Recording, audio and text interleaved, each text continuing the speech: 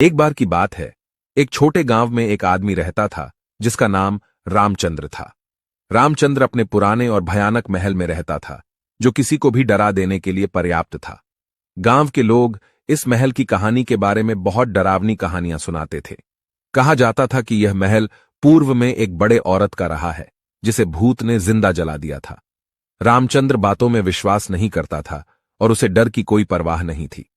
एक दिन रात के समय जब उसके साथ बात करते हुए उसका दोस्त भारत उसके पास आया, उसने रामचंद्र से कहा, रामचंद्र, तू इस महल की जांच क्यों नहीं करता? क्या तू सचमुच मानता है कि यहां कोई भूत है? रामचंद्र ने मुस्कान देते हुए कहा, भारत, मुझे भूतों से कोई डर नहीं होता। मैं तैयार हूं इस महल की जांच करने के लिए। दोस्त के वचनों पर आश्वस्त होकर रामचंद्र रात के समय महल की ओर चल पड़ा। महल में पहुंचते ही रामचंद्र ने अपना टॉर्च जलाया और अंदर देखने लगा। महल की वातावरण अत्यंत भयानक और सुनसान थी।